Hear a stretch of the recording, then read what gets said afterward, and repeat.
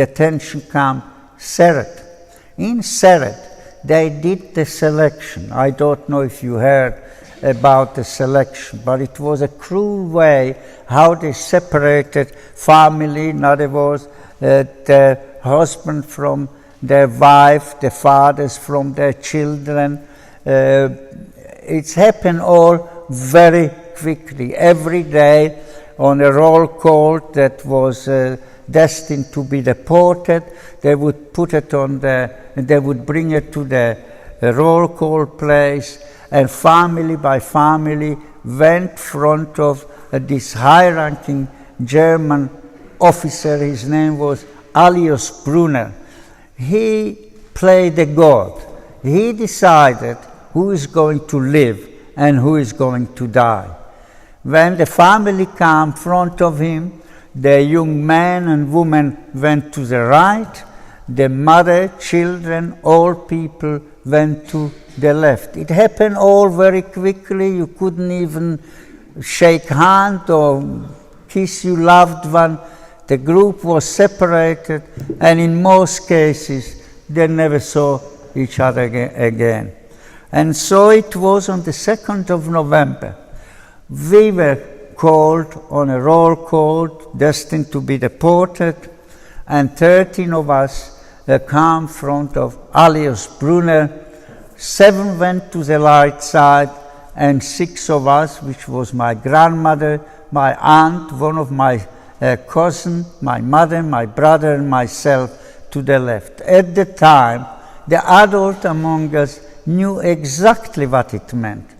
The people on the left, they went to the gas chamber. The people on the right had a chance. They were sent to work and perhaps had a chance to survive. As it happened, the group on the right went to Sachsenhausen and Buchenwald. Buchenwald was a slave labor camp. The inmates worked in a stone quarry. They worked 12 hours a day with very little food in deep winter. So with this hardship they were going through, the survival there was between 2 to 3 months. So unfortunately, the 7 that went to the right side, only 1 person survived. It was my cousin. He was 15 years old. I remember when we were separated, my aunt couldn't even kiss her husband goodbye. We just waved to each other, said, when it's all over, we will be reunited. It was the last time we saw them. They never survived. We were put into cattle cart. Now I consider that moment one of the darkest moments that I went through, because we lived as civilized people, quite comfortable. We had everything. We enjoyed our life. And here we were outside as people, and the next thing we were shoved into this cattle cart. It's not very big. There were about 50 of us. Once the door closed behind us, we were no longer human beings. We were treated like animals. And it was that frightening and undescribable moment, because, as I said, one moment we were human beings, the next moment we were nothing. We didn't matter. In fact, when they closed the carriage, outside the person that closed it would say the consignment is in place. So not named, we were consignment. And so in the carriage, in the middle, there was an open barrel with a couple of buckets that served as a toilet. There was very little water, only for drinking, so we did not have any with facilities to wash ourselves or anything.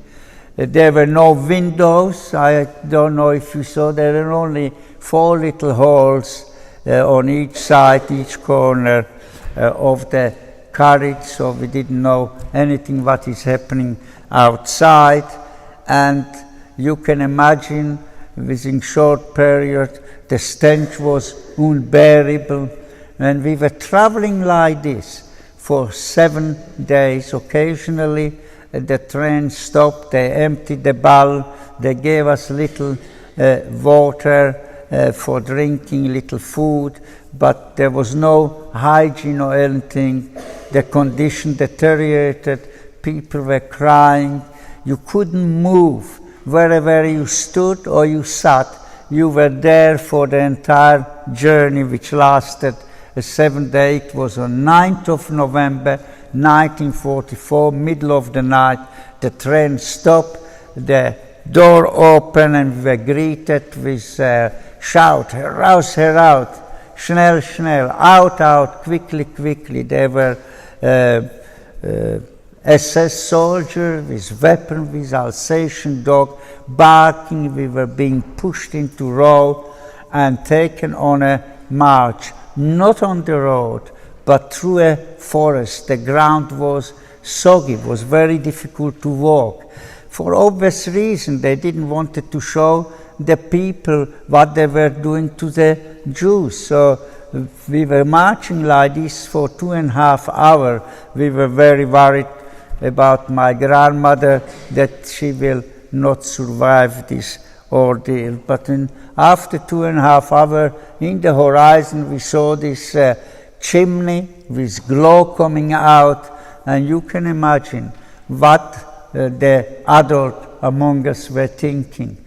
They already knew about the crematoriums, about the gas chamber. They thought we are going there. This is the last minute, hour, that we are walking on this earth. So you can imagine the atmosphere, the fear. I remember my mother squeezing us to her body because she thought this is the end. But we went through a big gate and brought to a big hut and told to go to sleep. There were bunk bed, 1 bed over another, 3 bed. We were absolutely exhausted because in the carriages we were crunched in one place. This was first time that we were able to stretch ourselves on a bed. So we just fell on the bed with our shoes, with our clothes that were totally soaked because it was raining. And we fell asleep in a minute, but it felt like we only slept a minute. The next thing we heard the shrieks, heraus, heraus, auf Zählapil, schnell, schnell, out, to a roll call, quickly, quickly.